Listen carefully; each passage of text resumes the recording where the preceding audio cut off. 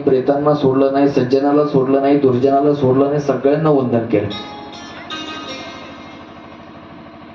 आणि म्हणून पहिल्या श्लोकामध्ये वंदन करत असताना वाणीची देवता असणारी सरस्वती आणि बुद्धीची देवता असणाऱ्या गणेशाला तुळशीदासजी वंदन करतात. तुळशीदासजींना प्रश्न केला. तुळशीदासजी अगोदर सरस्वतीला वंदन करता आणि नंतर गणेशाला वंदन, अगोदर यांना वंदन का केलं? तर तुळशीदासजी त्याचं चरित्र सांगतायत. काय असतं, मनुष्याला जीवन जगायचं म्हटल्यानंतर नुसती वाणी असून चालत नाही आणि मनुष्याला जीवन जगत असताना नुसती बुद्धी असून चालत नाही. नुसती वाणी असेल तर ज्ञानोबराय म्हणतात नुसत्या वाणीनं काय उपयोग आहे, पण त्या वाणीच्या ठिकाणी जर बुद्धी नसेल तर नुसती वाणी बोलून ज्ञानोबराय म्हणतात काय उपयोग होणार आहे. अनंत वाचाळ बरळ ते बरळ त्या कैसे गोपाळ पावे हारी, त्या कैसे गोपाळ पावे हरे, त्या कैसे गोपाळ पावे हारी. अनंत वाचाळ बरळ ते बरळ त्या कैसे गोपाळ पावे हरी, त्या कैसा गोपाळ पावे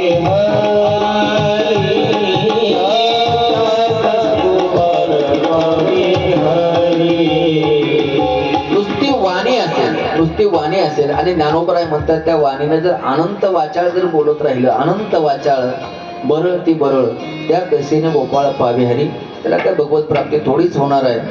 मग नुसती वाणी असून चालत नाही तर त्या ठिकाणी बुद्धीही असली पाहिजे. का बुद्धी नसेल तर चालत नाही. ज्ञानोबराय म्हणतात बुद्धीचे वैभव अन्य नाही दुजे, एक केशवराजे सकळ सिद्धी. म्हणजे नुसती वाणी असून चालत नाही तर त्या ठिकाणी बुद्धी असली पाहिजे. नुसती बुद्धी असून चालत नाही तर वाणीही असली पाहिजे. जर माझ्याकडे बुद्धी आहे, माझ्याकडे ज्ञान भरपूर आहे, परंतु मला बोलताच येत नाही, त्याचा काय उपयोग होणार? म्हणजे माझ्याकडे नुसती बुद्धी असून चालणार नाही तर बुद्धीच्या ठिकाणी मला वाणीही असली पाहिजे. नुसतं बोलता येऊन उपयोगाचं नाही, त्या वाणीच्या ठिकाणी बुद्धीही असली पाहिजे. गुरुदेव बाबा आमचे उदाहरण सांगायचे. काय झालं, 26 जानेवारीचा दिवस होता आणि 26 जानेवारीच्या दिवशी सगळे तयारी झाली. सर्व त्या ठिकाणी छोट्या मुलांची भाषणं वगैरे झाली, गाणी झाली, सर्व झालं.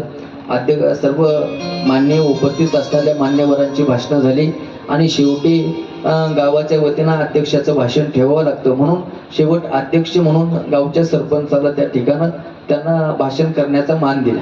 अध्यक्षस्थानाचं भाषण आलं. पण झालं असं, अध्यक्षाकडे नुसती वाणी होती पण बुद्धी नव्हती. अध्यक्षाने सुरुवात केली. काय पोरांनो, काय आनंद आहे, काय मजा आहे गड्या म्हणे आज. पोरांनो तुम्हाला माहिती आज काय आहे? आज 26 जानेवारी. वा, काय मुलांनी भाषणं केली. माहिती आहे का भाषणं केली? कारण आज 26 जानेवारी. काय मुलांनी गाणी म्हणली. का? तर आज 26 जानेवारी आहे मुलांना. काय मुलं रांगेत बसलेत गड्या, कारण आज 26 जानेवारी आहे. काय सगळे मुलं एका गणवेशात आलात.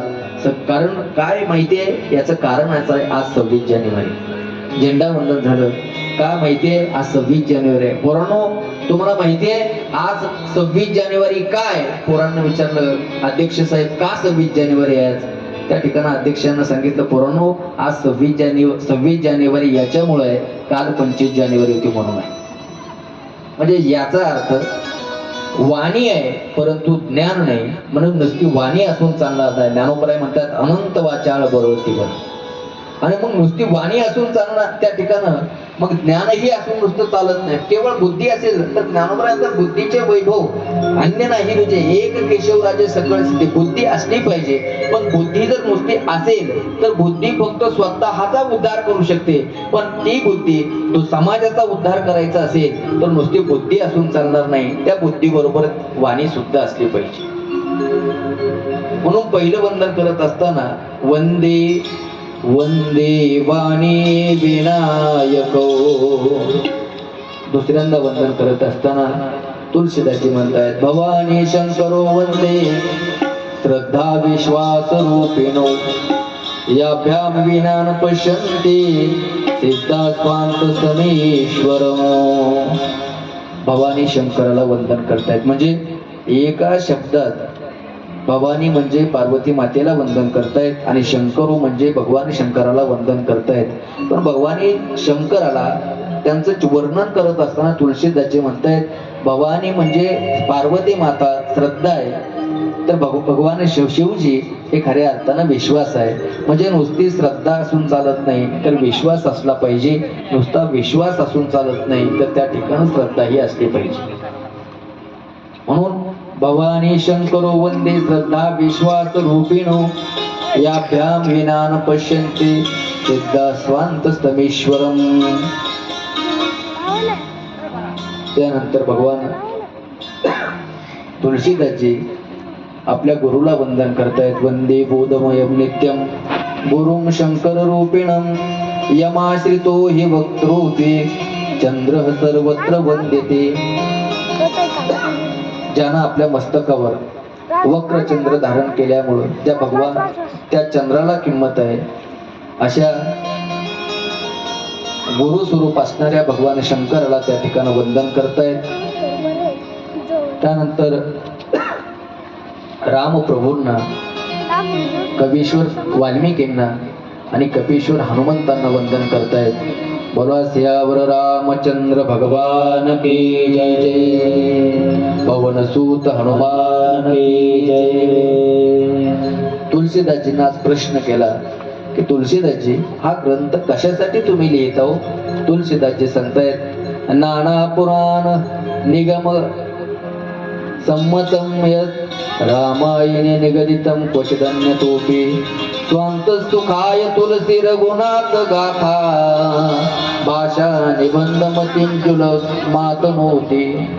स्वांत सुखाय तुलसी रघुनाथ गाथा ग्रंथ तुलसीदासजी लिहित आहेत. खऱ्या अर्थाने तुलसीदासजींचं चरित्र फार विचित्र आहे.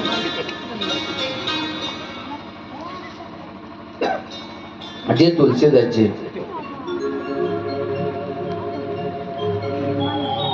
आपल्या प्रपंचात असताना लहान आहे. तुलसीदासजींचे वडील लहानपणी खऱ्या अर्थानं तुलसीदासजींचा जन्म झाला आणि वडिलांचं त्या ठिकाणी देहावसान झालं.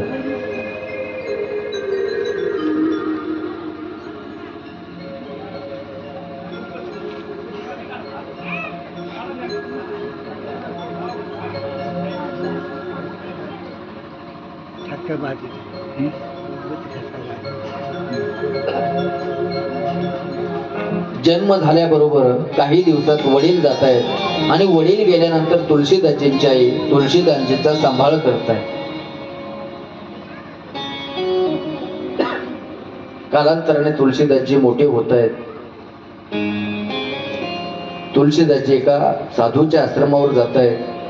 तदनंतर तुलसीदासजींच्या आईचेही देहावसान होते. आश्रमावर राहिल्यानंतर आश्रमाची सेवा करतायत आणि कालांतराने तुलसीदासजींचा विवाह होतो. लग्न झाल्यानंतर तुलसीदासजी आपल्या पत्नीवर एवढं प्रेम करतायत की आज तुलसीदासजी आपल्या पत्नीला सोडून राहू शकत नाही. एके दिवशी तुलसीदासजींची पत्नी आपल्या माहेरी निघून गेले आणि माहेरी गेलेल्या तुलसीदासजींच्या पत्नी त्या ठिकाणी माहेरी गेल्यानंतर तुलसीदासजी आज एकटी घरी आहेत. पहिल्यांदा तुलसीदासजींची पत्नी माहेरी गेल्यानंतर तुलसीदासजींना राहवत नाही, करमत नाही आणि तुलसीदासजी विचार करतायत कशासाठी मी राहिलो असेल, मीही जायला पाहिजे होतं. पण पावसाळ्याचे दिवस आहेत, वरून धो पाऊस पडतोय, नदीला पूर आलेला आहे आणि तुलसीदासजींची सासरवाडी नदीच्या पलीकडच्या किनाऱ्यावर. पण तुलसीदासजींना राहवत नाही. तुलसीदासजी म्हणतायत मला गेलं पाहिजे. पत्नीच्या विरहात तुलसीदासजी पत्नी ज्या आपल्या सासरवाडीकडे निघतायत, असं म्हणतायत की कामा तुराणाम न भयम न लज्जा. आपल्या पत्नीवर एवढं प्रेम करणारे तुलसीदासजी आज पावसाला घाबरत नाही. नदीला पूर आलाय, त्या पुराचाही विचार करत नाही. दो पावसात निघतायत, नदीच्या किनाऱ्यावर जातायत आणि नदीच्या किनाऱ्यावर तुळशीदासजी गेल्यानंतर तुळशीदासजी विचार करतायत नदीला पूर आलाय, पलीकडे जायचं कसं, म्हणून इकडे तिकडे पाहतात. तेवढ्या तुळशीदासजींना एक लाकडाचा ओंडक्यासारखं दिसते. त्या ओंडक्यावर तुळशीदासजी बसतायत. तुळशीदासजी म्हणतायत काय माझ्या पत्नीचं प्रेम असलं पाहिजे माझ्यावर. अरे माझ्यासाठी हिनं नाव पाठवली होता ओंडका, पण म्हणले माझ्यासाठी हिनं नाव पाठवले. त्या ओंडक्यावर बसून तुळशीदासजी पलीकडच्या किनाऱ्यावर जात आहेत. विचार करतायत आता जर अर्धा रात्र आहे, जर समोरून गेलो तर कुत्रे भुंकतील, आणि कुत्रे जर भुंकले तर गावातील लोक जागे होतील, चोर चोर म्हणून मला मारतील आणि माझी निंदा होईल. मग त्यापेक्षा या घरावरती पाठीमागून चढलं तर काय बिघडलं.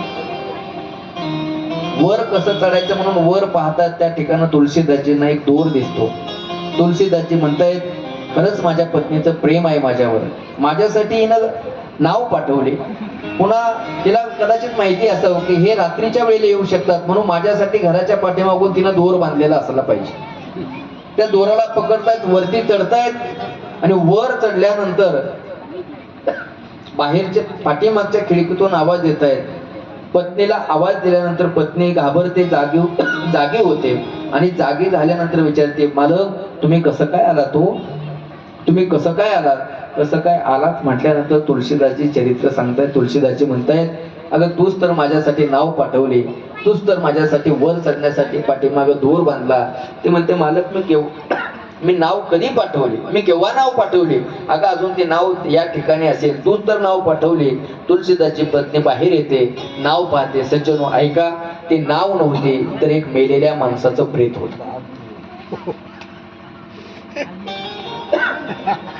तुळशीदासजी म्हणतात तूच वर चढण्यासाठी मला दोर बांधला ना.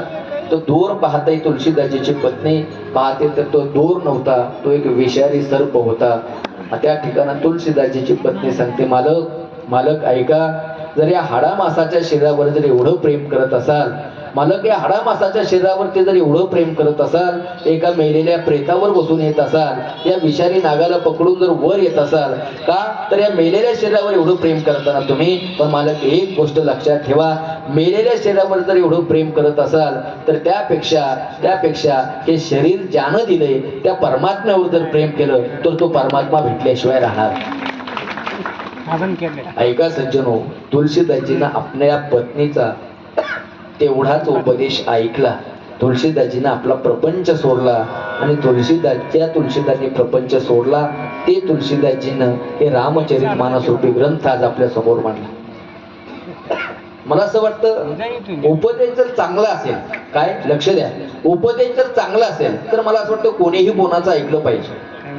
उपदेश करणारा जर चांगला असेल तर मला असं वाटतं लहानाने जर चांगला उपदेश केला असेल तर तो लहानाचा उपदेश सुद्धा आपण ऐकला पाहिजे. उपदेश जर मला असं वाटतं पत्नी करत असेल तर उपदेश पत्नीचा सुद्धा चांगला उपदेश असेल, चांगला सल्ला असेल तर पत्नीचा सुद्धा ऐकला पाहिजे. उपदेश जर चांगला असेल तर मला असं वाटतं मालकानं नोकराचा सुद्धा सल्ला ऐकला पाहिजे. सल्ला जर चांगलाच असेल, सल्ला चांगला असेल तर मला असं वाटतंय गुरुनी सुद्धा सेवकाचा आपल्या शिष्याचा सल्ला ऐकला पाहिजे. फक्त सल्ला चांगला पाहिजे, वयाचा विचार करू नये. उपदेश सल्ला जर चांगलाच असेल, उपदेश चांगला असेल, सल्ला चांगला असेल, मला असं वाटतं एखादा कितीही श्रीमंत असेल पण त्या श्रीमंताला जर एखादा गरीब भिकारी जर चांगला सल्ला देत असेल तर श्रीमंतानं त्या गरीबाचा सल्ला सुद्धा ऐकला पाहिजे. श्रीमंतानं ऐकला पाहिजे, गरीबाचा सल्ला ऐकला पाहिजे. बरोबर आहे ना. काय झालं, श्रीमंत माणूस होता, बंगला गाड्या वगैरे भरपूर होत्या, दारामध्ये घराच्या बाजूला एक असे कडब्याची गंज लावलेली होती, फार मोठी गंज लावलेली होती. पण कामाला असणारा एक गरीब आपला कामगार असणारा त्यानं पाहिलं, त्या म्हणजे धूर कशाचा निघतो म्हणून त्या गंजीजवळ गेला. गंजीजवळ पाहिलं तर त्या गंजीला आग लावली. एकट्याला विझणार नाही, त्याला असं वाटलं आपण मालकाला सांगितलं पाहिजे, मालक तयारी करेल. तो कामावरचा नोकर जो आहे तो धावत गेला, मालक ओ मालक ऐका ना. अरे काय झालं, मालक ऐका, आपल्या गंजीला आग लागली. मला असं वाटतंय सांगणारा कोण आहे, सांगणारा गडी आहे ना. मग मला असं वाटतंय हा जर श्रीमंत असेल तर श्रीमंतानं त्या गड्याचं ऐकावं की नाही ऐकावं, श्रीमंतानं त्या गड्याचा सल्ला ऐकावं की नाही ऐकावं. जर तो जर तो श्रीमंत व्यक्ती जर म्हणत असेल नाही नाही मी श्रीमंत माणूस आहे, मी मोठा माणूस आहे, याचं काय ऐकायचे, काय होईल हो, नाही त्यानं ऐकलं तर गाड्याचं नुकसान होणार नाही, पण मालकाची गंज जाळल्याशिवाय राहणार नाही. सल्ला चांगला असेल तर नोकराचा सुद्धा मालकानं ऐकला पाहिजे. सल्ला चांगला असेल तर भिकाऱ्याचा सुद्धा सल्ला आपण ऐकला पाहिजे. काय झालं, भिकारी होता एक, भिकाऱ्याचा सल्ला चांगल्या माणसानं ऐकला पाहिजे. एक माता माऊली दुसऱ्याच्या घरी धुणी भांडी करत होती, कष्ट करत होती. पती गेल्यानंतर मुलाचं संगोपन करणं तिच्यावर जबाबदारी होती.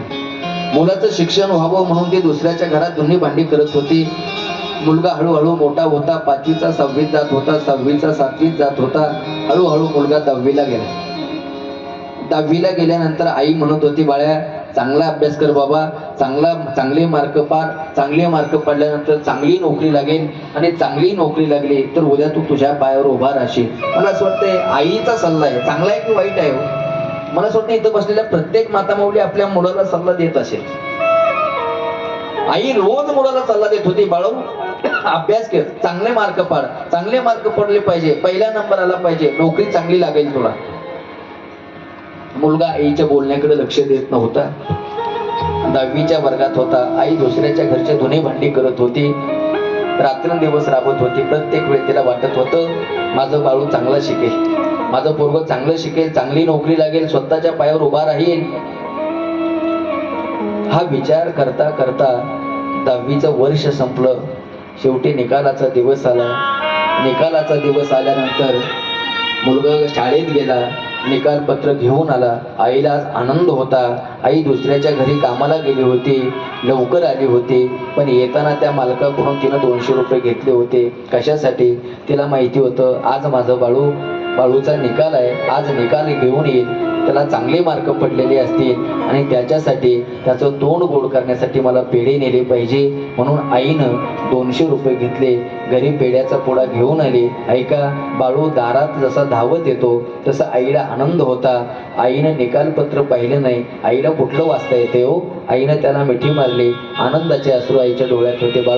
बाळू चांगला मार्क पडलेस ना बाळा, तू चांगला अभ्यास केला होता ना, चांगले मार्क पडले ना, पहिला नंबर आला ना. त्या बाळूनं सांगितलं, आई खरं सांगू का, पहिला नंबर नाही आला गा आई, मी 2 विषयात नापास झालो. दुसऱ्याच्या घरची धुणी भांडी करणाऱ्या आईला राग आला. आईनं अशा हातातल्या बांगड्या पाठीमागं सारल्या, बाळूच्या असे तोंडात ठेवून दिले. बाळ्या, अरे शरम वाटत नाही तुला लेका? तुला शरम वाटत नाही? तुझ्यासाठी दुसऱ्याच्या घरची धुणी भांडी करते.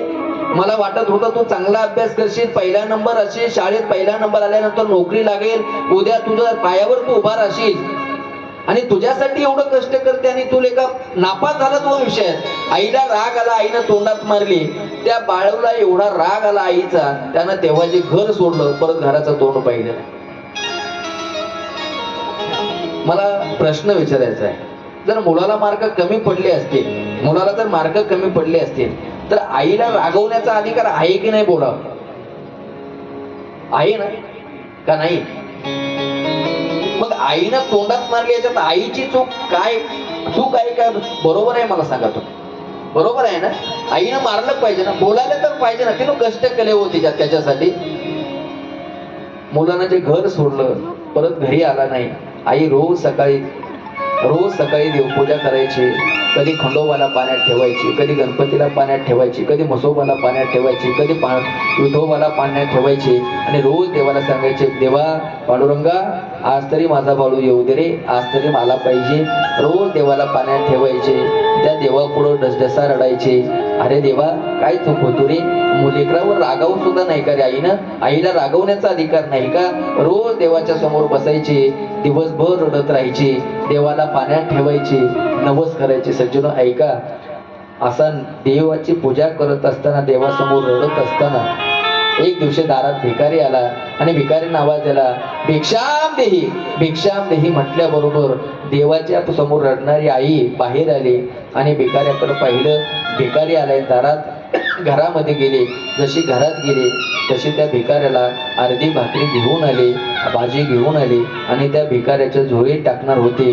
पण भिकाऱ्याच्या त्या आईच्या डोळ्यात पाणी होतं. भिकाऱ्यानं झोळी पाठीमागे घेतली. आई आई तुला मला भीक देण्यासाठी जर घरातून काही त्रास असेल तर आई मला ते भीक नकोय.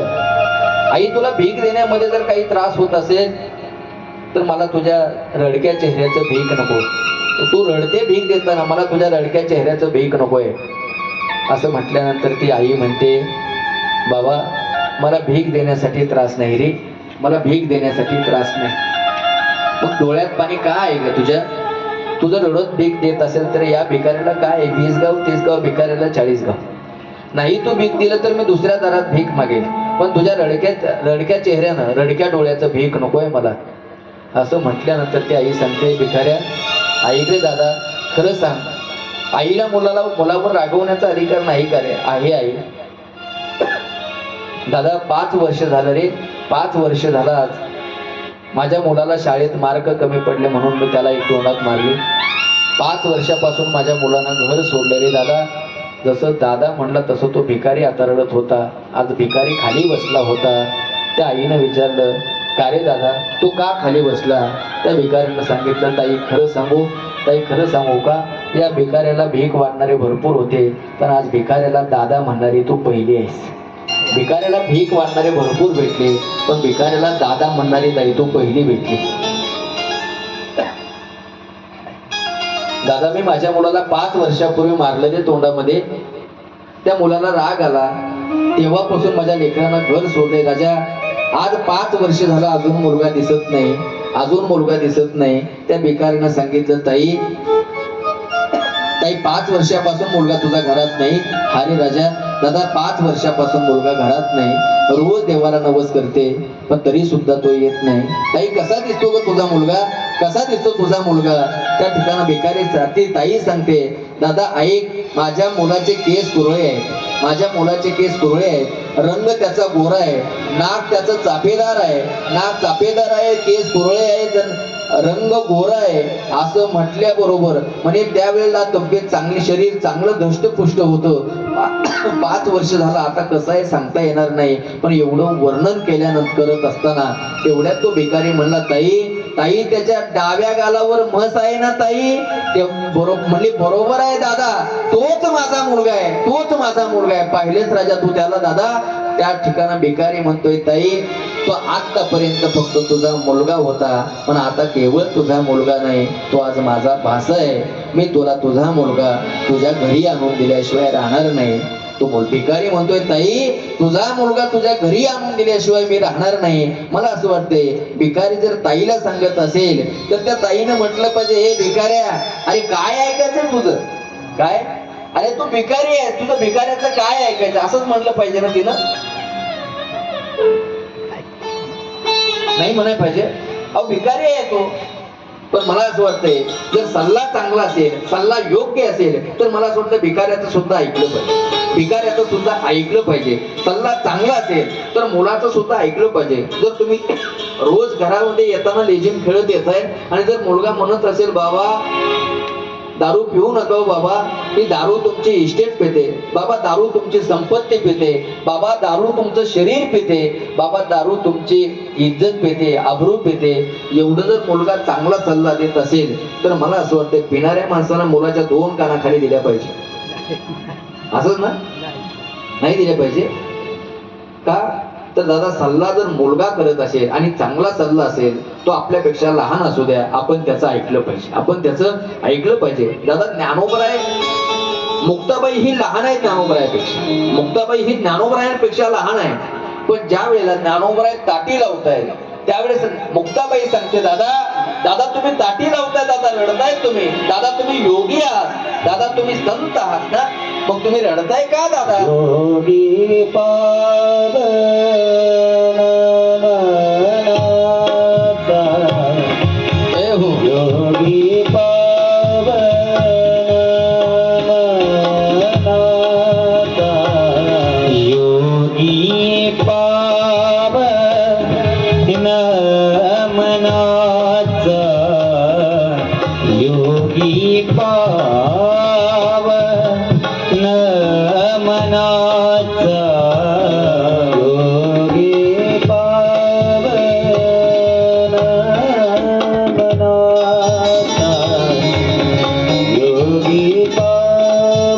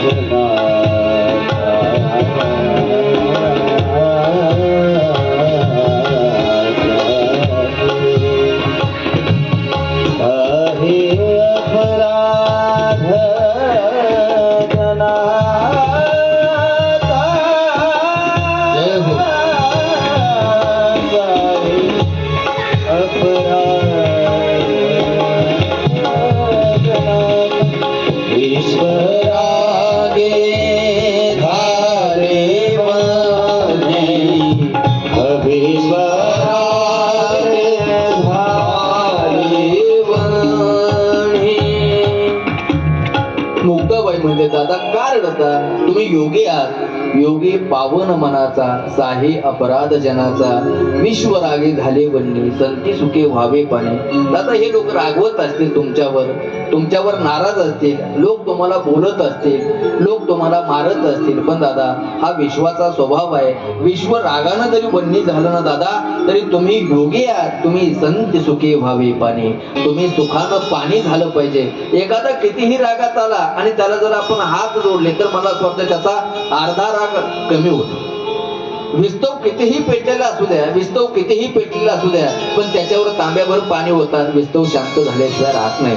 मुक्ताबाई म्हणजे दादा तुम्ही योगी आहात, तुम्ही ज्ञानी आहात, तुम्ही संत आहात, तुम्ही साधू आहात ना, मग हे लोक तुम्हाला त्रास देतच असतात. आणि खरं सांगू का, लोक वाईटाला त्रास देत नाही हो, लोक वाईटाला त्रास देत नाही, लोक चांगल्याच माणसाला त्रास देतात. मला असं वाटतं काळे कपडे घातले तर डाग पडण्याची एवढी भीती वाटत नाही, पण पांढरे कपडे घातले की डाग पडण्याची जास्त भीती आहे. काळे कपडे घातले की त्याला भीती वाटत नाही, त्याला माहिती आहे किती जरी चिखल उडाला तरी काय होणार आहे, दिसणार नाही. पण या पांढरे कपडे घातले की पांढऱ्या कपड्याला भीती आहे का, कशाची भीती आहे, डाग पडण्याची भीती आहे. चांगलं वागलं ना त्याला आपलं चारित्र्यवान माणसाला चारित्र्याला डाग पडण्याची भीती असते, वाईटाला भीती नाही. दादा योगी आहात तुम्ही, लोक बोलत असतात तुम्हाला, तुम्ही त्यांच्याकडे लक्ष देऊ नका. मला असं वाटतं सल्ला चांगला होता, ज्ञानोबरायांनी पर्णकुटी उघडली नाही म्हणून मुक्ताबाईचा सल्ला ऐकला. आणि खरं सांगू का, मुक्ताबाईचा सल्ला ऐकला म्हणून ताटीचे 14 अभंग आपल्या समोर आहे. ताटीचे 14 अभंग खऱ्या अर्थानं मुक्ताबाईच्या समोर येण्याचं कारण ज्ञानोबरायांनी मुक्ताबाईचा सल्ला चांगला होता आणि तो सल्ला तुम्हा मला समजावा म्हणून मुक्ताबाईचा तो सल्ला ऐकलाय बा. मला म्हणून सल्ला चांगला असेल, उपदेश चांगला असेल तर तुलसीदासजी म्हणताय तो पत्नीचाही ऐकला पाहिजे, तो एखाद्या भिकाऱ्याचाही ऐकला पाहिजे, मला असं वाटतं तो गरीबाचाही ऐकला पाहिजे, आपल्यापेक्षा लहान असला तरी तो सल्ला ऐकला पाहिजे. कथा कोण करतो यापेक्षा कथा काय करतो हे महत्वाचे आहे. कथा काय सांगतो याच्यापेक्षा तो कशी सांगतो हे महत्वाचे आहे. कथा सांगणारा कोण आहे याच्यापेक्षा त्याचं आचरण काय आहे हे पाहणं अतिशय महत्वाचं आहे. म्हणून तुलसीदासजी आपल्या पत्नीचा सल्ला ऐकतात आणि सज्जनो पत्नीचा एक सल्ला ऐकला म्हणून तुलसीदासजींचा रामचरितमानस रूपी ग्रंथ तुमच्या आमच्या समोर आहे. म्हणून तुलसीदासजींना विचारलं की तुलसीदासजी हा ग्रंथ कशासाठी सांगता. तुलसीदासजी म्हणतायत स्वांत सुखाय तुलसी रघुनाथ गाथा, मी फक्त स्वांत सुखाय माझ्या सुखासाठी मी काय करतोय, ही गाथा म्हणजे तुलसी गाथा म्हणजे रामचरितमानस निर्मित करतो. वास्तू कशासाठी. आणि खरं सांगू परमार्थ करायचा असेल तर दुसऱ्याला आवडावा म्हणून करावा का आपल्या आवडीसाठी परमार्थ करावा. काय म्हणणं आहे तुमचं. थोडस जड जाईल बरं का तुम्हाला, पहिला दिवस आहे तुम्ही म्हणता महाराज काय आम्हालाच विचारायला लागले, मग आम्हाला जर एवढं माहिती आहे आमच्याकडून विचारतो मग आम्हाला तुम्ही कशाला पाहिजे सांगायला, आम्हाला सांगता येत नाही. परमार्थ आपल्या आवडीसाठी असावा का दुसऱ्याच्या आवडीसाठी. हा बाबा कथाकारानं कथा आपल्याला आवडावी, आपली कथा भगवंताला आवडावी म्हणून करावी का श्रोत्यांना आवडते म्हणून करावी. हा परमात्म्याला त्या भगवंताला आवडावी म्हणून ते कथाकारानं खऱ्या अर्थानं कथा करावी. अहो समाजाला आवडण अशी जर कथा करायचा प्रयत्न केला, उद्या हा समाज एवढा विचित्र आहे. आमचा येताना बोलणं झालं समाज एवढा विचित्र आहे बाबा, समाजाला असं वाटलं की महाराजांनी 2 तास नुसती गाणीच म्हणावं असंच वाटतं ना समाजाला. एखाद्या काही समाज असं आहे ते लोक पहिलं कीर्तनाला गेले की म्हणतात महाराज आज चांगला हसवा बरं का. अरे हसवायसाठी तमाशा चाललाय का. कीर्तन कथा प्रवचन खऱ्या अर्थानं ही काय तमाशाची हसवण्याचे तुमची साधनं नाही, ही आपल्या आत्म उद्धारासाठी आहेत. आपल्याला तुकोबराय भगवत संतांकडे विनंती करतायत. काय विनंती करतायत की तो परमात्म्याची प्राप्ती होईल का. कयमे उद्धार पावेन, कयमे उद्धार पावेन, काय कृपा करील नारायण, काय कृपा करील नारायण. ऐसे तुम्ही सांगा संत जन, तुम्ही सांगा संत जन हे करा समाधान चित्त माझे खंड येईल कर्म काय हे खंड येईल कर्म करा समाधान चित्त माझे काय खंड येईल कर्म काय खंड येईल कर्म परमार्थ कशासाठी जगद्गुरु तुकोबराय सांगतायत कायमे उद्धार पावेन काय कृपा करील नारायण माझा उद्धार कशानं होईल तो परमात्मा माझ्यावर कृपा कशी करेल तो देव परमात्म्याची भेट मला होईल का याच्यासाठी कथाकारांना कीर्तनकारांना कीर्तन करावं आपल्या आत्म उद्धारासाठी परमार्थ करावं का समाजाला आवडावासाठी समाज विचित्र आहे हो समाज इथलची लोक चांगले आहेत काही काही लोक आम्हाला खालून सूचना पाठवतात कधी कधी कीर्तनाच्या अगोदर तारीख देताना सुरू करतात महाराज चांगलं सांगा बरं का आता तिकडे जर गेलं ती म्हणजे थोडं बैलगाड्यावर सांगा आता बैलगाडा जर कीर्तनात सांगायचं म्हटल्यानंतर कीर्तनाने अभंग घ्यावा का बैलाचं गाणं घ्यावं मला हेच कळत नाही कधी कधी हा बैलाची गाणं म्हणली पाहिजे नाही का नाही मग त्याच्यावर चिंतन केलं पाहिजे अरे माझा सर्जन अरे माझा राजा हा झाली रे झाली ऐका दादा परमार्थ हा आपल्या आत्म उद्धारासाठी आहे आणि तो आपल्या स्वतःच्या आनंदासाठी परमार्थ आहे म्हणून तुलसीदासजीने विचारलं तुलसीदासजी तुम्ही हा ग्रंथ कशासाठी लिहिता यामध्ये तुम्हाला काय वाटतं तुलसीदासजी म्हणताय स्वांत सुखाय तुलसी रघुनाथ गाथा मी माझ्या आनंदासाठी हे तुलसी रामायण खऱ्या अर्थानं लिहितो आणि त्यानंतर तुलसीदासजी वंदन करत असताना म्हणतंय की जो मुक्याला वाचा देतो जो लंगड्याला पाय देतो जो सर्वांवर कृपा करतो अशा त्या परमात्म्यावर खऱ्या अर्थानं कलियुगाच्या सर्व पापांना जाळणाऱ्या खऱ्या अर्थानं त्या दयाळू भगवंतानं माझ्यावर करुणा करावी म्हणून त्या भगवंताला विनंती करतायत आणि नील कमालासारखा असणाऱ्या रामप्रभूंना वंदन करतायत नंतर बंद गुरुपद पंज कृपा सिंधू नर रूप हरी त्या ठिकाणं गुरुचरणाला वंदन करतायत गुरुचरणाला वंदन केल्यानंतर सज्जनाला दुर्जनाला वंदन करतायत काय दुर्जनाला वंदन करतायत आणि दुर्जनाला वंदन केल्यानंतर तुलसीदासजी आज सज्जनाला वंदना करतायत तुलसीदासजीने प्रश्न केला की तुलसीदासजी ग्रंथाची सुरुवात आहे तुम्ही सज्जनाला वंदन करता इथपर्यंत ठीक आहे पण दुर्जनाला वंदन कशासाठी करता काय दुर्जनाला वंदन कशासाठी करतात तुलसीदासजींचं वाक्य आहे कारण शास्त्र असं सांगतं दुर्जनम प्रथमम वंदे सज्जनम तदनंतरम काय असतं कुठलं जर एखादं चांगलं कार्य करायचं असेल तर मला असं वाटतं सज्जनाला वंदन नंतर करावं काय सज्जनाला नंतर वंदन करावं अगोदर कोणाला करावं दुर्जनाला करावं कारण विरोधक तुमचा सज्जन नाही विरोधक तुमचा दुर्जन आहे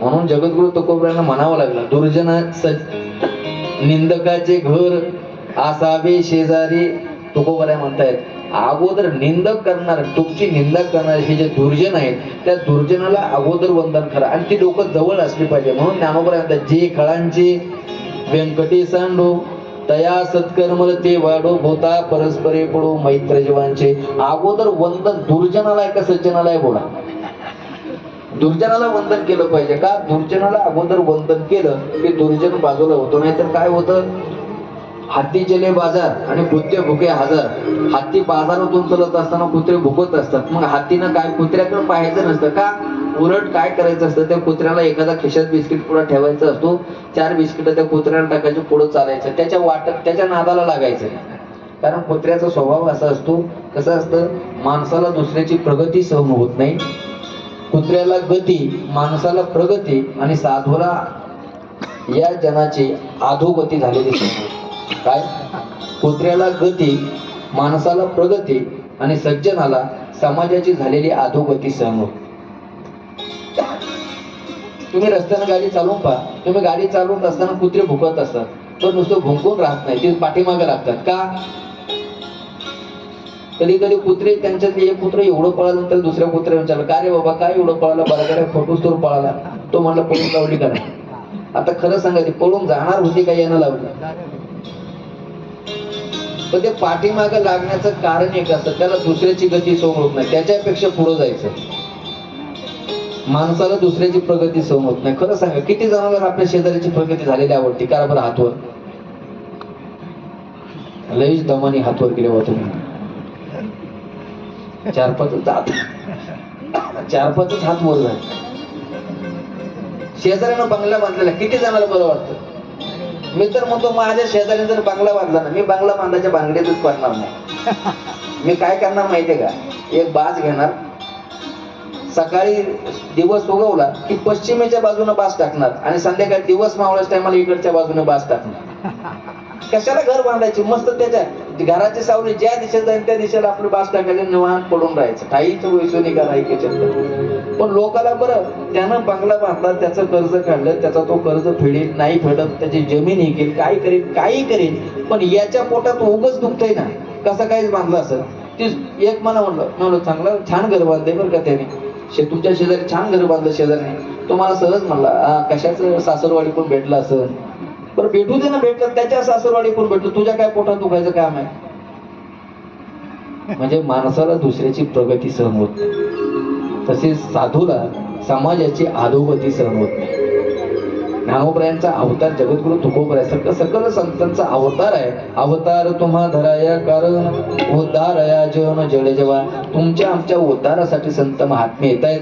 आणि म्हणून खऱ्या अर्थानं तुळशीदासजी सज्जनाला वंदन नंतर करतायत, पण अगोदर दुर्जनाला वंदन करतात. का तर दुर्जनम प्रथमम वंदे. दुर्जनाला वंदन केले की तो म्हणतो माणूस चांगला आहे, जाऊ दे आपल्याला काय करायचे, काही का असेल, पण माणूस चांगला आहे. माणूस चांगला आहे म्हणणार, तो बाजूला होणार. पण त्याला जर तुम्ही वंदन नाही केलं तर तो तुम्हाला सतत त्रास देत राहणार. म्हणून सज्जनाला नंतर वंदन करा, अगोदर दुर्जनाला वंदन करा. नंतर भूताला वंदन करतायत, प्रेताला वंदन करतायत, सत्संगाला वंदन करतायत. आणि तुळशीदासजी म्हणतायत, ज्या सत्संगाशिवाय प्रभूची कृपा होत नाही अशा सत्संगाला तुळशीदासजी आता वंदन करतायत. आणि पुढे तुळशीदासजी आता कथेमध्ये बदल करतायत. जी कथा चालू आहे, प्रयाग क्षेत्रामध्ये चातुर्मासामध्ये अनेक साधू संत त्या ठिकाणी एकत्रित येत आहेत. ज्ञानाचं आदान प्रदान होते, साधूंची त्या ठिकाणी चर्चा होते, ज्ञानाची देवाणघेवाण होते. आणि अशा प्रयाग क्षेत्रात भारद्वाजींचा आश्रम आहे. आणि भारद्वाजींच्या आश्रमावरती आज चातुर्मास संपत असताना त्यावेळेस याज्ञवल्क्य ऋषी त्या ठिकाणी येत आहेत. आणि याज्ञवल्क्य त्या ऋषी त्या ठिकाणी आल्यानंतर भारद्वाज आपल्या आसनावरून उठतायत आणि आपल्या आसनावर याज्ञवल्क्यांना बसवतायत. याज्ञवल्क्यांना बसवल्यानंतर त्या ठिकाणी भारद्वाज म्हणतायत, प्रभू माझा एक प्रश्न आहे. मी खऱ्या अर्थानं मी तुमची परीक्षा घ्यायची म्हणून मी तुम्हाला प्रश्न विचारत नाही, पण माझ्या अंतःकरणातली एक जिज्ञासा आहे म्हणून मी तुम्हाला प्रश्न विचारतो. काय असतं, एखाद्याची परीक्षा घेण्यासाठी प्रश्न विचारणं हा वेगळा, आणि स्वतःच्या अंतःकरणात ती गोष्ट जाणून घेण्यासाठी विचारणं हे वेगळं असतं. काही लोकांना काही काम नसतं, उगाच प्रश्न विचारायचा. फक्त काय माहितीये का, त्याला कुठंतरी आपल्याला काहीतरी करायचं. काल कथा झाली, काल श्रावणाची कथा झाली. एक जण मला सहज म्हणलं, महाराज तुम्ही श्रावणाचं चरित्र सांगितलं, श्रावणाच्या आईबापाचं नाव काय? कधी कधी काही लोक कथा झाल्यामध्ये दशरथाच्या वडिलाचं नाव काय? मी म्हणलं 11 रथ. आता पुढं याला रघु सांगत बसतात, पुढे याला रघुवंशाची आखी परंपरा एवढी परंपरा सांगत बसतात. त्याला म्हणायचं 11 रथ. 11 रथाच्या बापास किंवा 12 रथ. पुढं त्याच्या नादाला लागत बसतात. उगाच एखाद्याला चुकीचा त्याची परीक्षा पाहण्यासाठी प्रश्न विचारण्यापेक्षा आपल्याला काहीतरी जाणून घ्यायचे म्हणून प्रश्न विचारला पाहिजे. हे भारद्वाज म्हणतायत, याज्ञवल्क्यजी मी तुम्हाला तुमची परीक्षा घेण्यासाठी प्रश्न विचारतोय असं समजू नका, पण मला काहीतरी जाणून घ्यायचे म्हणून मी तुम्हाला एक प्रश्न विचारतोय. माझ्या मनात एक शंका आहे. नात एक संसव बड मोरे, करगत वेद तत्व सबुतोरे, कहत सुमोहे लागत भयला जा, जौन कहू बड होइया काजा. राम सिया राम बोलो, राम सिया राम,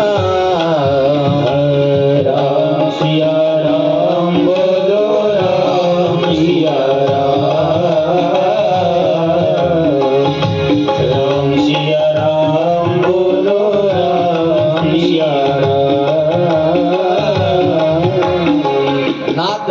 सौ सौ बड मोरे.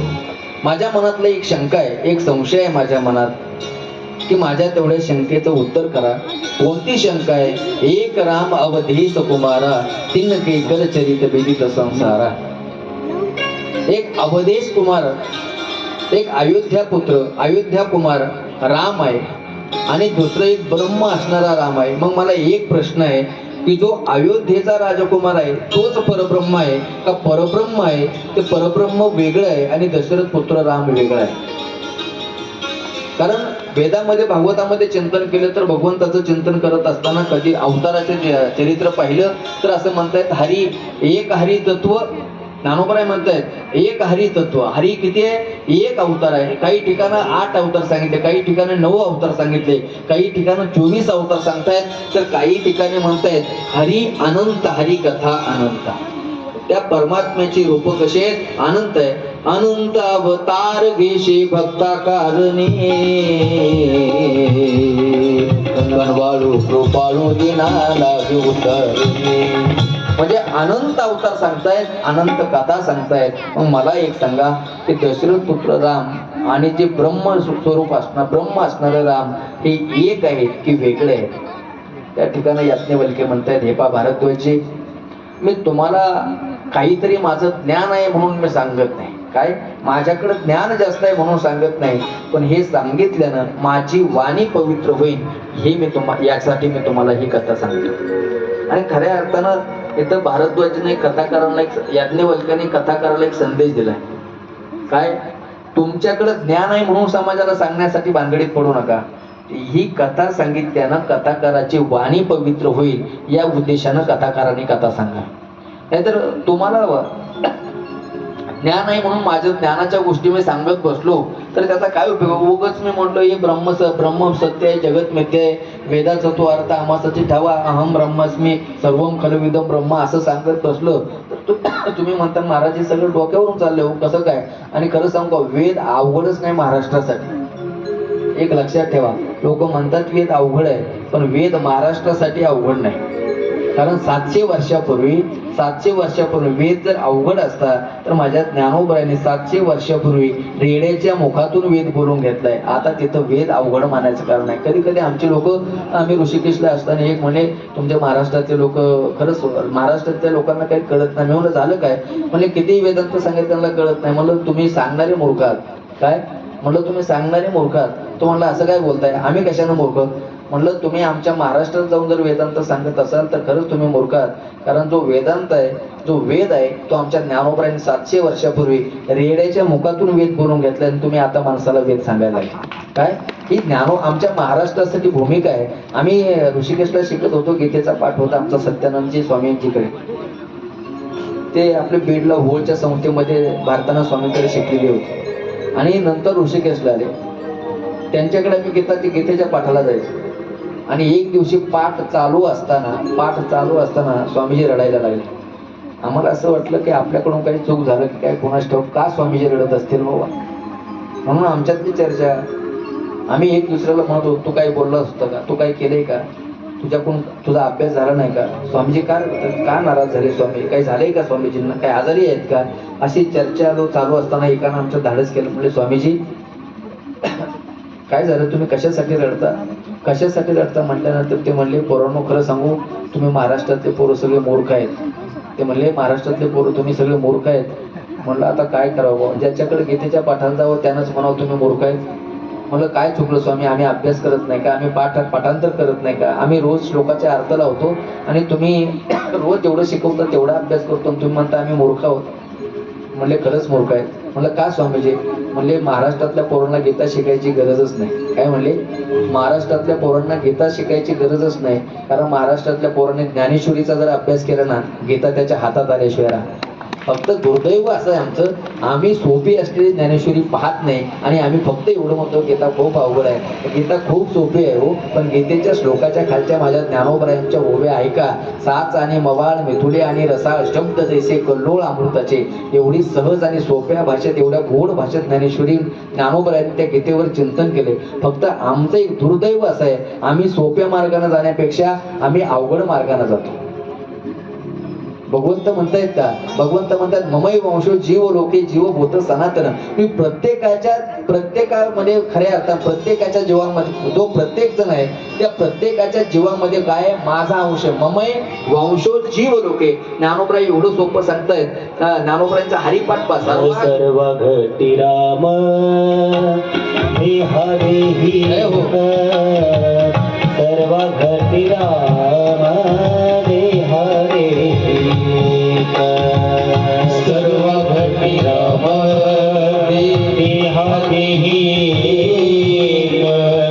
सर्व घटी राम देहा देही सूर्यप्रकाशक सहस्ररश्मी जय हो. सूर्यप्रकाशक सहस्ररश्मी ओ सूर्यप्रकाशक सहस्ररश्मी सूर्यप्रकाशक सहस्ररश्मी हरिमुखे घना हरिमुखे घना हरिमुखे घना हरिमुखे घना. ज्ञानोबराय खरं सांगा कुठं सांगितलं? भगवंताने 15व्या अध्यायामध्ये अर्जुनाला सांगितलं ममई वंशो जीव लोके. प्रत्येक जीवामध्ये माझा अंश आहे. ज्ञानोबरायाने आम्हाला कधी सांगितलं? आम्ही परमार्थात गेल्यानंतर आमचा सगळ्यात अगोदर परमार्थातला पहिला ग्रंथ कोणता आहे बोला? बाबा आपण आळंदीला गेल्यानंतर पहिलं काय पाठ करतो? हरिपाठ पाठ करतो. आणि हरिपाठामध्ये ज्ञानोबरायाने सांगितलं सर्व घटी राम देहा देही. म्हणजे परमार्थाची बालवाडी म्हणजे कुठे? बालवाडीत पहिलं पुस्तक आम्हाला शिकवलं जातं कोणतं? परमार्थाची बालवाडीच म्हणावं लागेल ना. परमार्थाच्या बालवाडीत कोणता ग्रंथ शिकवला जातो? सर्व घटी राम. आणि भगवंत अर्जुनाला कुरुक्षेत्रावर उपदेश करताना म्हणतायत ममई वंश प्रत्येक जीवामध्ये माझा अंश आहे. ज्ञानोबराय ज्ञानेश्वरीमध्ये गेल्यानंतर म्हणजे दुसऱ्या वर्गात गेल्यानंतर ज्ञानोबराय म्हणतायत तैसा हृदयामध्ये मी ब्रामो असता सर्व सुखाचा आरामो का भ्रांतासी कामो विषयावरी.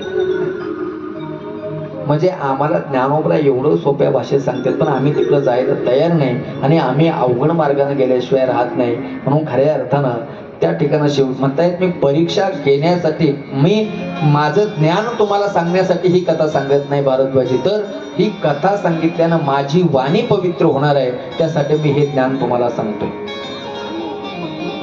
जो तुमची शंका आहे जो तुमचा प्रश्न आहे म्हणून तोच प्रश्न रामकथेचं वर्णन करताना याज्ञवल्क्य भारद्वाजींना म्हणतायत की हाच प्रश्न सती मातेला एक वेळेला पडला होता आणि शिव आणि सती या दोघांच्या संवादामध्ये सती सुद्धा शिवजींना हाच प्रश्न विचारते. एक बार त्रेता जुग माई संभोग ये कुंभ जरी शिपाही संग सती जग जननी भवानी पूजी ऋषि आके लेश्वर जानी. राम सिया राम बोलो राम सिया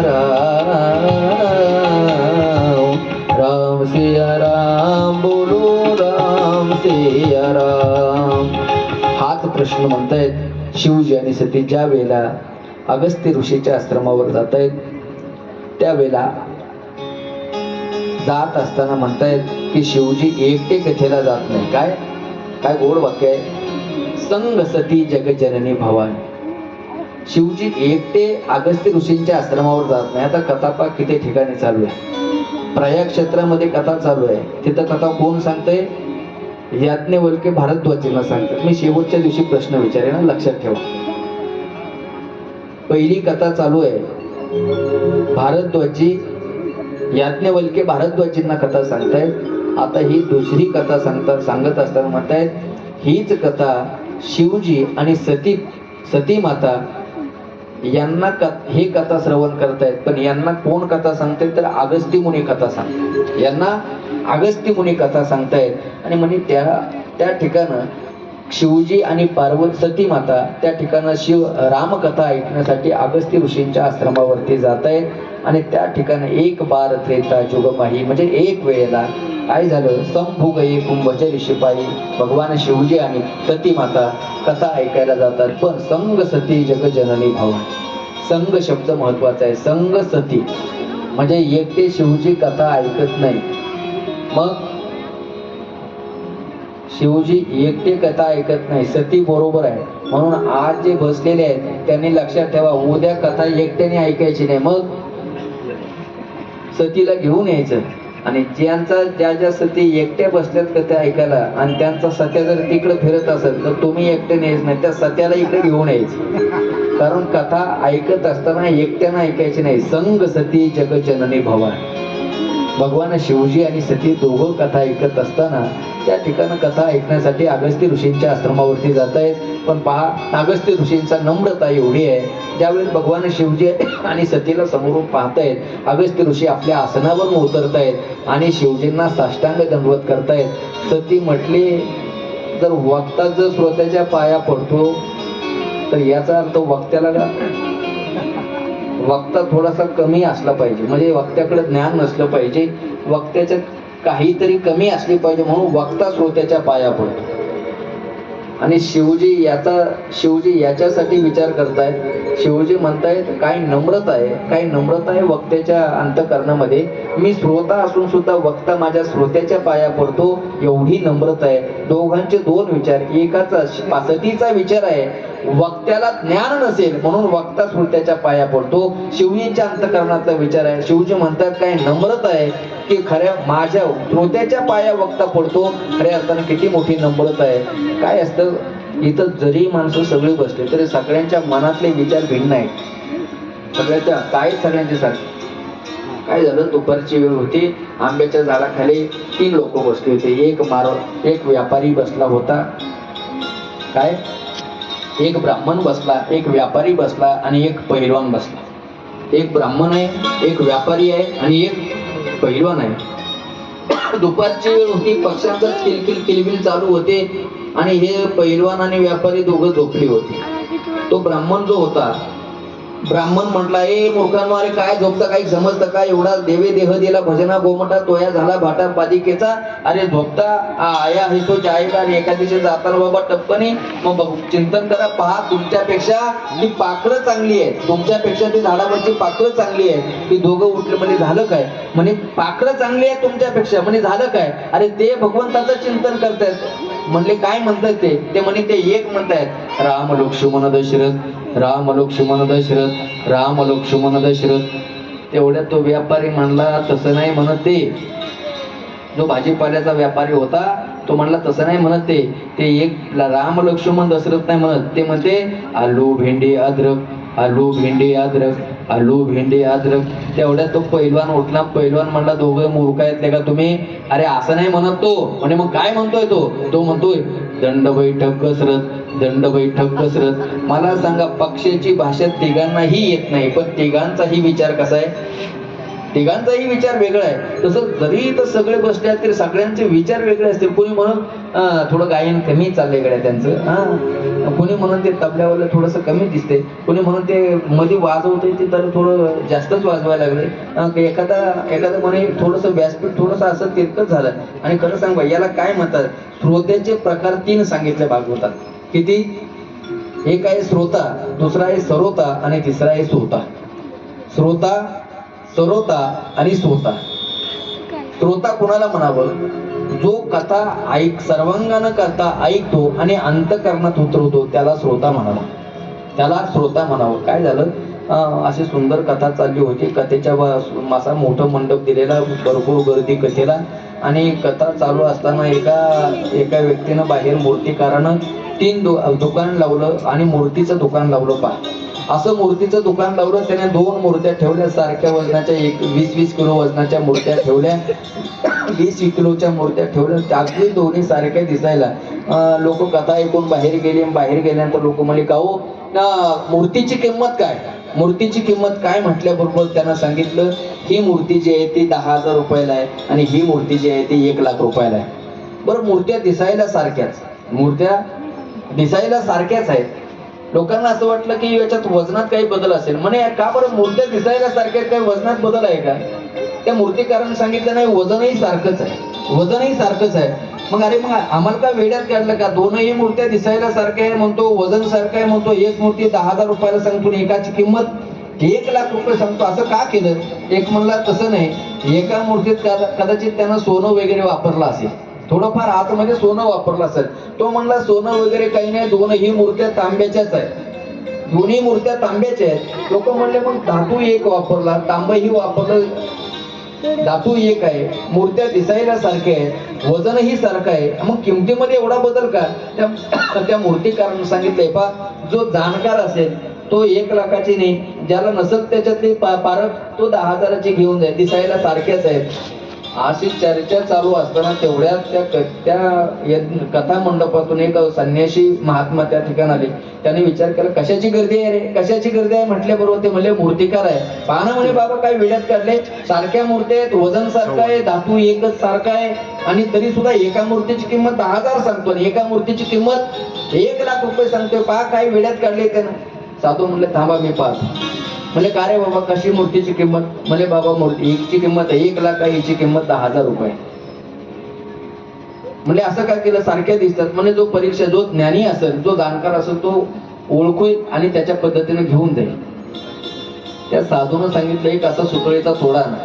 त्या साधूकडे सुतळीचा तोडा दिला, त्यानं असं टोक केलं, एका मूर्तीच्या कानात घातलं, जसं कानात घातलं तशी अख्खी दोरी त्या ठिकाणी खाली, अख्खी तशीच दोरी इकडच्या कानातून निघून गेली. त्यानं सांगितलं ही मूर्ती 10,000 रुपयाची. म्हणजे बरोबर आहे.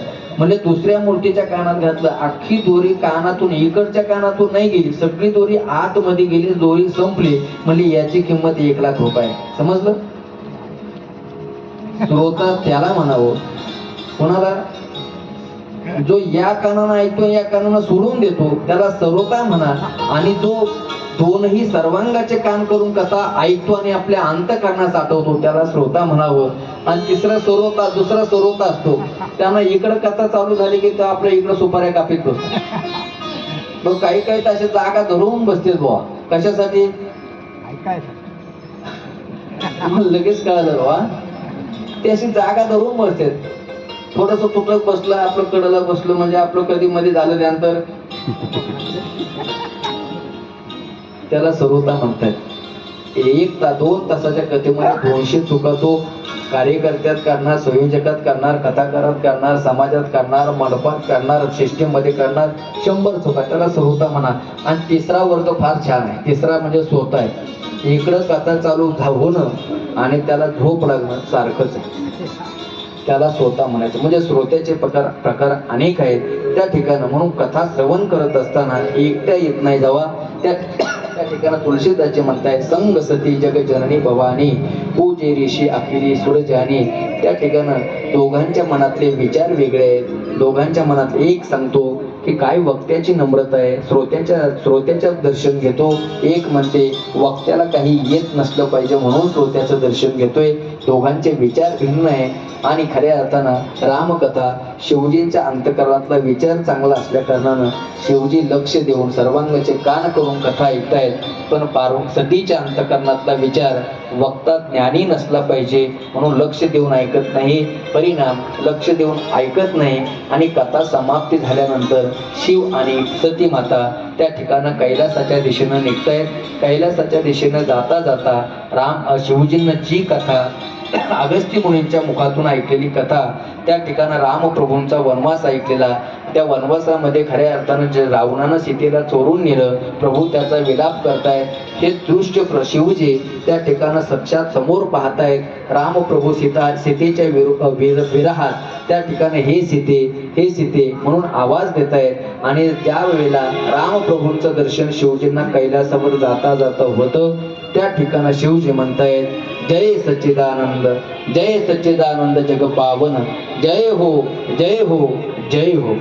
3दा हात वर करतायत आणि सांगतायत, हे सच्चिदानंद प्रभू तुम्हारी जय हो जय हो जय हो.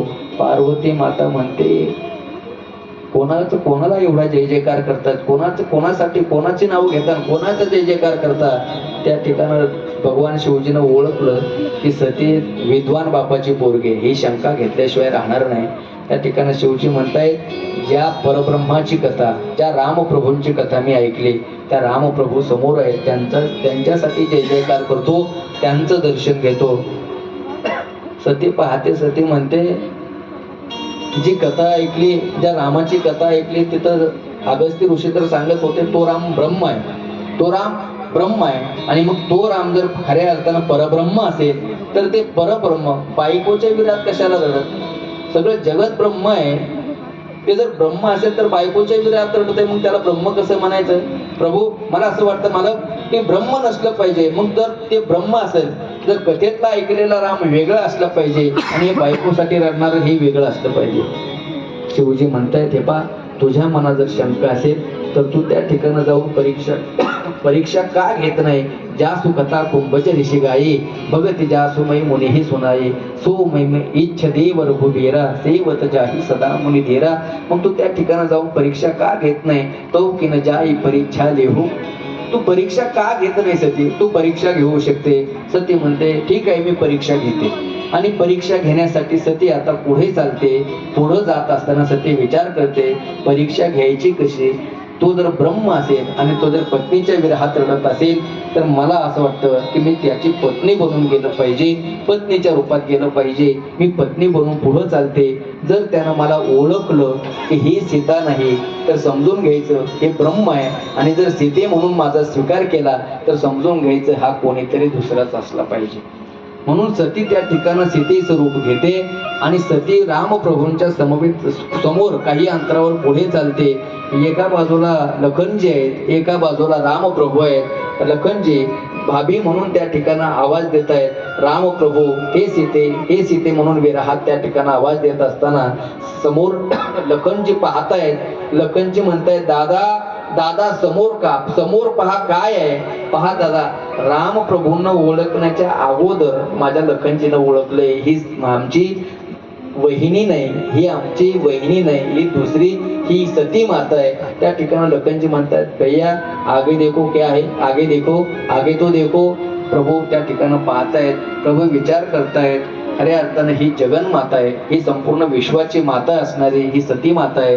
परंतु रूप घेतले, सीतेचं रूप घेतले, माझ्या पत्नीच्या रूपात आले, आता काय करावं? म्हणून त्या ठिकाणी भगवान रामप्रभू त्या ठिकाणी आवाज देत आहेत आणि सांगतायत की मी जरी सीतेचं रूप घेतलं तरी मला यांनी ओळखलं.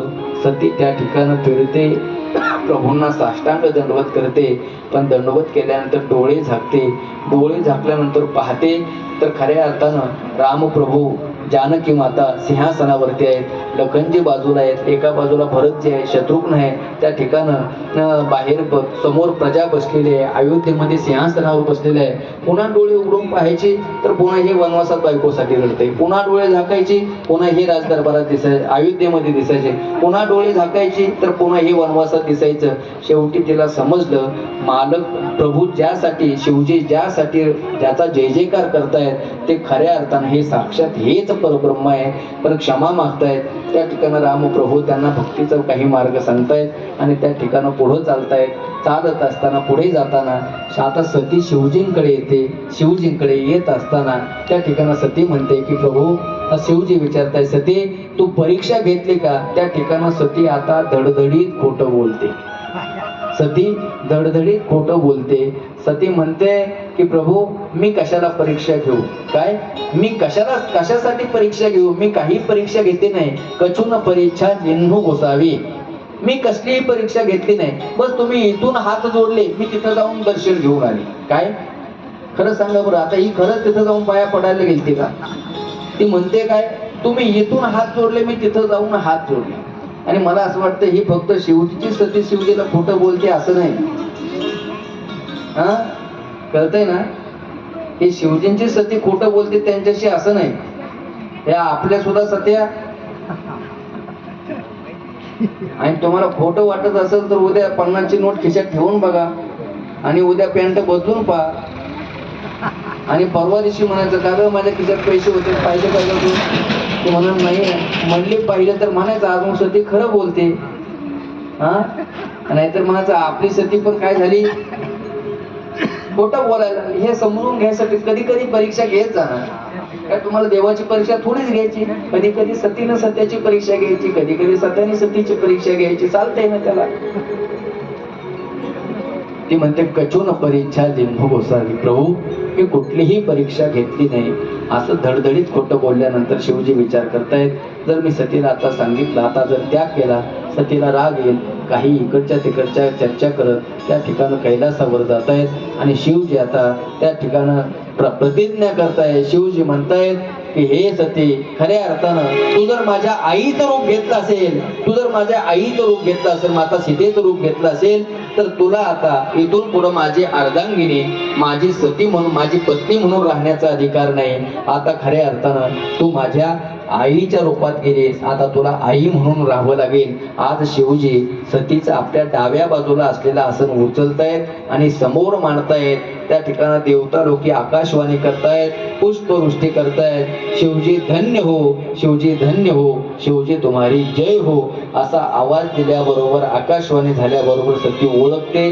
ज्या अर्थी यांनी काहीतरी देवता लोक प्रतिज्ञा करतायत, पुष्पवृष्टी करतायत, त्या अर्थी काहीतरी यांनी प्रतिज्ञा केली असली पाहिजे. आणि ज्या अर्थी आपल्या वामभागी डाव्या बाजूचं आसन समोर आलंय, त्या अर्थी आता पत्नीच्या रूपात राहण्याचा अधिकार आपला या जन्मातला संपला.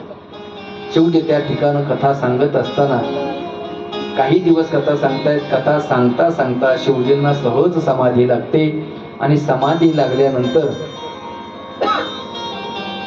बरेच दिवस जात आहेत. बरेच दिवस गेल्यानंतर, त्या ठिकाणी अनेक वर्ष गेल्यानंतर एक दिवस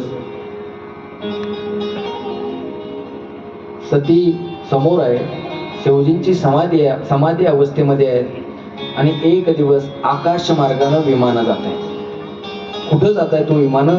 तर विमानं दक्ष राजाच्या घरी यज्ञ आहे आणि दक्ष प्रजापती झाला म्हणून त्यानं यज्ञ ठेवला आणि त्या यज्ञासाठी सगळ्या देवतांना आमंत्रण दिले, पण शिवजींना आमंत्रण नाही. आणि जाणून बुजून दिलं नाही. का जाणून बुजून दिलं नाही? तुम्ही म्हणताल का जाणून बुजून दिलं नाही? तर त्याचं कारण असं आहे, ब्रह्मदेव, भगवान विष्णू आणि शिवजी तिघही एकत्र असताना दक्ष राजाला प्रजापती हे पद प्राप्त झालं. आणि प्रजापती पद प्राप्त झाल्यानंतर या तिघांच्या जवळ, तिघांच्या देवलोकामध्ये दक्ष प्रजापती गेल्यानंतर ब्रह्मदेवाकडे लक्ष केलं, ब्रह्मदेव उठले नाही.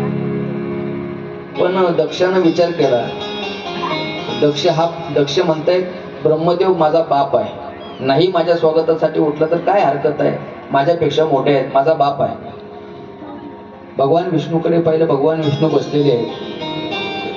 त्यांनी विचार केला, दक्ष प्रजापती म्हणतो हे तर बापाचे बाप आहे. भगवान विष्णू माझ्या बापाचा बाप आहे, नाही उठले तरी हरकत नाही.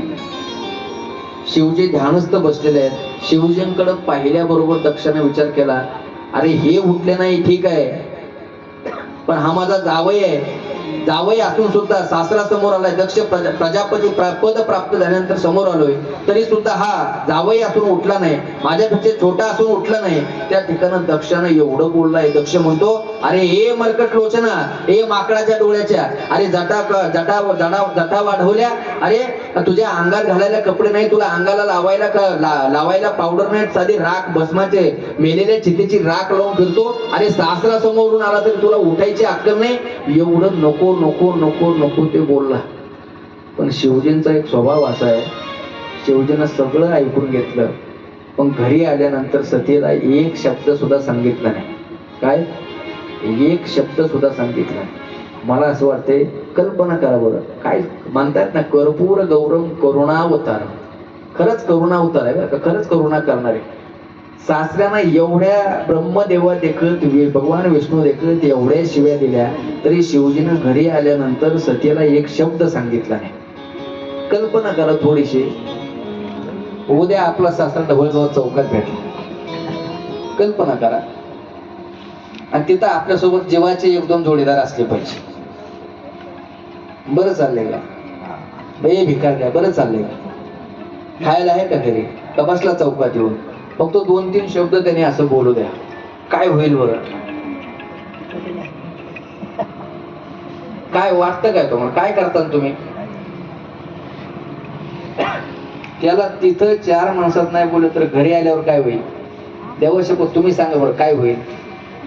तुमचे वडील जर यांना जर 2 शिव्या जर तिथं चौकात दिल्या गवळगावच्या काय होईल.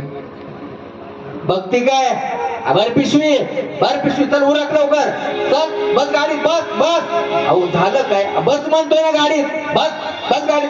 अगं जाऊ झालं काय सांगा तर अगं तुझा बाप 4 माणसात मला तिथे शिव्या देत होता धडा त्याला अक्कल नाही. लय जागीरदार असेल ना चल जा तुझ्या बापाच्या घरी पाहिन माझं मी कसं राहायचं तसं. असंच होईल का काही वेगळं होईल. नाही व्हायचं असं. मग लाभा उद्या 2 शिव्या द्यायला असं विश्वास तर बघा काय होते. असंच होईल का नाही व्हायचं.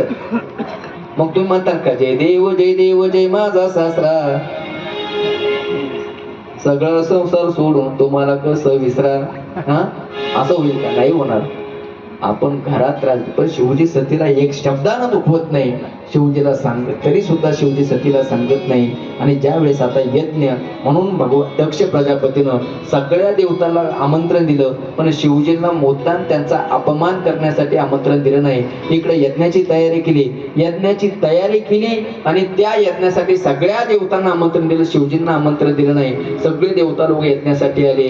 यज्ञासाठी आल्यानंतर सगळ्या देवतांना सांगितले बा मला माहिती आहे मी शिवजींना आमंत्रण दिलं नाही. शिवजी त्या आमंत्रणासाठी येणार नाही. पण इथं आल्यानंतर पण माझी लेक माझी पोरगी आल्याशिवाय राहणार नाही. पण इथं आल्यानंतर तिच्याशी कोणी बोलायचं नाही. तिच्याशी कोणी व्यवस्थित वागायचं नाही.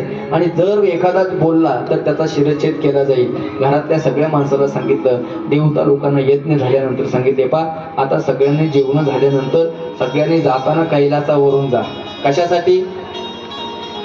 त्या शिवजींना कळालं पाहिजे हे कुठं गेलते कशासाठी गेलते कोणाच्या घरी गेलते म्हणजे शिवजींना कळालं पाहिजे. आणि खरं सांगू याच यज्ञामध्ये उद्या सती आहुती देणार आहे. आणि उद्या सती आपलं आहुती देऊन आपलं शरीर संपवून खऱ्या अर्थानं उद्या शिव पार्वतीचा विवाह आपल्याला या ठिकाणी पाहायचा आहे. तरी उद्या ठीक 7 वाजता आजच्या सारखा उशीर होणार नाही. हा उद्या ठीक 7 वाजता या ठिकाणी शिव पार्वतीचा विवाह आपल्याला या ठिकाणी पाहायचा आहे. म्हणून मला असं वाटतं आज वेळ जास्त झाली. अजून पंक्ती आहेत का इथं. आणि जर आता 9:30-10 वाजवले तर जेवायला उशीर होईल. आणि आज जर लांबवलं बरं कसं आहे आज जर लांबवलं तर हे उद्या म्हणते नको गड्यात लयच लांबीत आहे. आणि त्यापेक्षा जेवण जर 9:30 वाजता केलं तर मग उद्या लोक म्हणतात मग आता 9च्या पुढं जावं असं बी कोण अंधारातून आलेलं पुढं दिसते. हा ते पण मंदिरा मागून घुसलं तरी जमतंय. उद्या लोक उशिरा येते. म्हणून आजची कथा खऱ्या अर्थानं सज्जनो याच ठिकाणी पूर्णविराम होते. उद्या शिव पार्वती विवाह आपल्याला या ठिकाणी पाहायचा आहे.